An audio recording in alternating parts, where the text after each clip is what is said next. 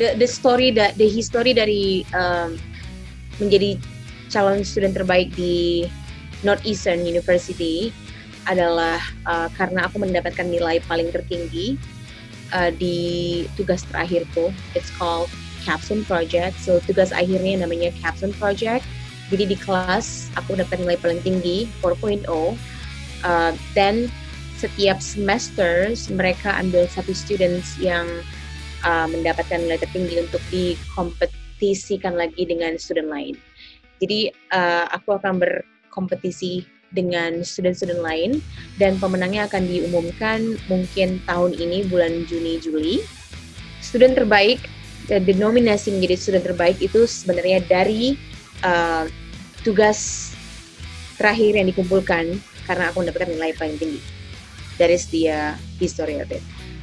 But nilai lainnya adalah tugas-tugas yang kita kumpulkan selama 3 tahun dan attitude kita terhadap profesornya, attitude kita terhadap bagaimana attitude kita ketika kita belajar di dalam kelas. Nggak hanya dari tugas akhir doang, tapi dari absensi dan dari tugas-tugas kuliah yang dikumpulkan. Karena kan di Amerika ada standarnya, ada A, ada A minus, ada B, ada B minus, ada C. Jadi selama study di Amerika for 3 years, selama 3 tahun, aku mencoba untuk mendapatkan nilai paling rendah A minus dan paling tinggi A. Jadi kalau misalnya logikanya adalah kalau misalnya aku dapat A atau A minus dalam waktu 3 tahun, otomatis nilainya bagus. So my GPA termasuk GPA yang tinggi untuk seorang siswa yang datang dari Indonesia dan sekolah di Amerika. And then nilaiku juga di antara yang lainnya juga termasuk nilai tertinggi dari kelas atau dari kelas lain di mata kuliah yang berbeda. I hope I can remember all of the questions. So, kenapa bisa ke Amerika? Karena awalnya gini. So, sebenarnya awalnya Doremi nggak pernah berpikiran untuk sekolah ke Amerika. Karena I don't have money. My parents, orang tua aku nggak punya duit. Aku juga pada saat itu hanya kerja sebagai penyanyi dan DJ di Medan. Dan pada saat itu aku juga lagi kerja di salah satu political party, partai politik di Jakarta. Jadi nggak ada sama sekali pikiran untuk kuliah di luar negeri. Aku juga nggak bisa bahasa Inggris 3 tahun yang lalu. 3 tahun yang lalu ya, 2017, aku belajar bahasa Inggris karena aku mendapatkan scholarship beasiswa dari Gubernur NTT. So I work with Gubernur NTT. Aku kerja sama Gubernur NTT for almost 6 years right now. Nah, jadi beliau adalah orang yang sangat dermawan. Jadi beliau suka kirim mahasiswa Indonesia yang berkompetensi untuk sekolah ke luar negeri untuk yang akhirnya berkontribusi di Indonesia. So beliau suka kirim student-student Indonesia yang pintar, yang rajin untuk sekolah ke luar negeri dengan harapan bahwasanya student-student yang dikirim ke luar negeri ini bisa pulang ke Indonesia dan berkontribusi untuk NTT, especially because he's the governor of NTT. Dia gubernur NTT-nya. Aku dapat scholarship. Kenapa Pak Gubernur give Doremi scholarship?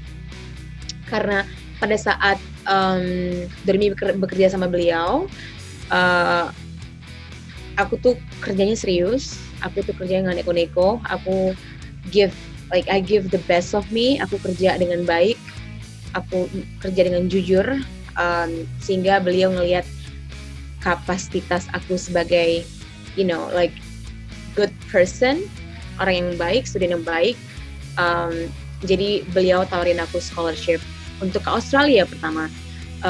Dia bilang, okay, Doremi, kamu ke Australia aja ambil S2, and then when you come back you can help NTT.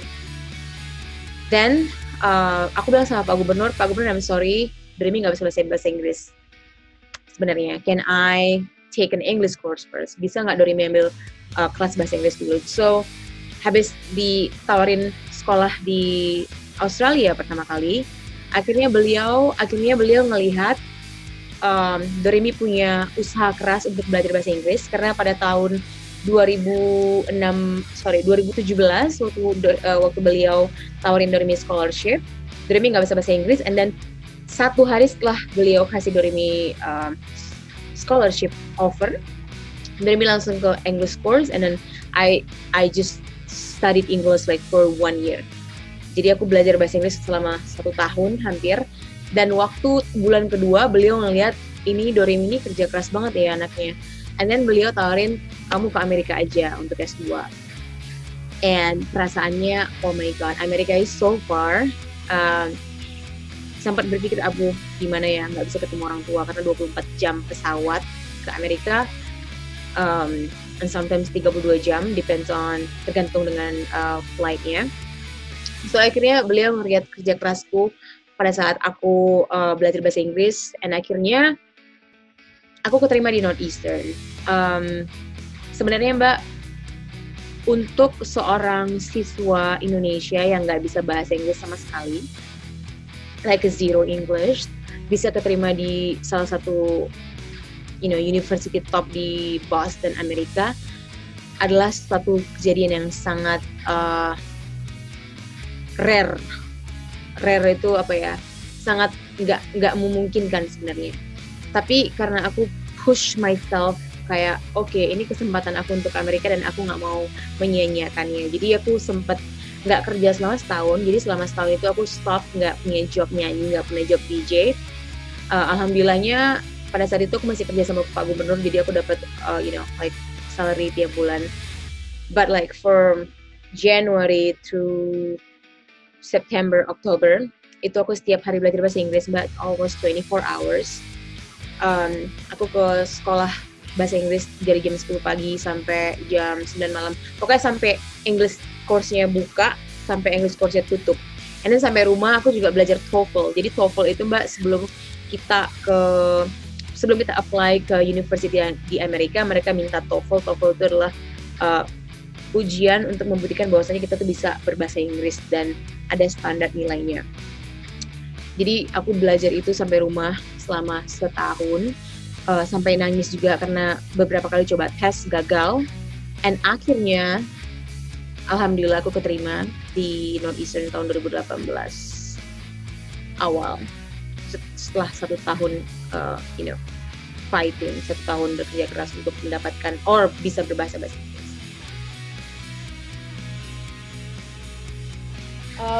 Tipsnya adalah 1, kalian harus bisa bahasa Inggris. Kenapa? Karena kalau nggak bisa bahasa Inggris, university nggak mau terima. Kalau nggak bisa bahasa Inggris, gimana mau berkompet, gimana mau bertanding dengan student-student lain kalau nggak bisa bahasa Inggris. 2, ketiga, kalau nggak bisa bahasa Inggris, gimana mau tinggal di Amerika? Karena kita nggak bisa bahasanya. Kita bisa nyasar kemana-mana kalau misalnya kita nggak bisa bahasa Inggris, karena nggak bisa pesan kopi, mau tanya bus ke sini nomor berapa, nggak bisa. So, satu-satunya adalah harus bisa master bahasa Inggris. Aku pengecualian, Mbak, karena aku belajar bahasa Inggris 3 tahun yang lalu.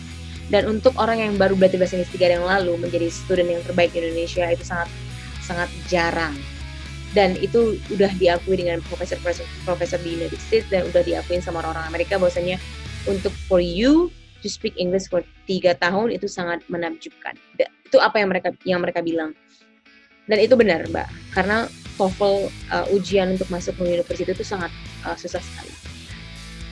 Udah bisa bahasa Inggrisnya, kedua harus mau belajar dan baca buku. Contohnya, misalnya kalian mau pengen sekolah di luar negeri, bahasa Inggris sudah oke. Belajar apa yang mau dipelajari. Misalnya mau ambil computer engineering, belajar tentang computer engineering. Kenapa? Karena nanti biar bisa compete, udah pinter duluan otaknya ketika diterima. Ketiga, kenapa aku suruh baca? Karena ujian TOEFL untuk ambil ujian ke Northeast ke university itu akan diuji, dan kalau kita nggak bisa, otaknya nggak jalan, nggak akan bisa lolos. So bahasa Inggris, belajar baca buku. Keempat, doing research, cari kuliah mana yang mau kota mana yang mau didatengin. Negara mana yang mau didatengin. Misalnya Amerika, oke, Amerika. Tapi mau di Amerika tuh kota yang mana? Habis kota yang mana, universitasnya apa? Atau udah kotanya mana, mau belajar apa? Terus universitasnya apa? Jadi doing research yang benar-benar dalam tentang apa yang mereka mau ambil. Itu aja sih. Habis itu misalnya mereka nggak punya duit tapi masih mau ke Amerika, mereka harus tahu bagaimana caranya mendapatkan scholarship. Dan untuk mendapatkan beasiswa harus bahasa Inggris harus bagus, karena banyak sekali orang Indonesia yang pinter yang apply scholarship, right? Jadi kalau bahasa Inggrisnya bagus, otaknya pinter karena udah baca tiap hari, otomatis yang punya uang untuk membiayai kita untuk memberikan kita beasiswa juga mau terima kita. Terakhir kali adalah berdoa, sholat, minta sama Tuhan. Kalau misalnya kalian ya Allah, bantulah aku, permudah jalanku untuk bisa sekolah di luar negeri, and then Tuhan akan kasih jalan aja, apa aja jalannya. Dan terakhir kali setelah berdoa adalah fokus. Kalau cuman pengen tapi nggak mau belajar, podo mawon.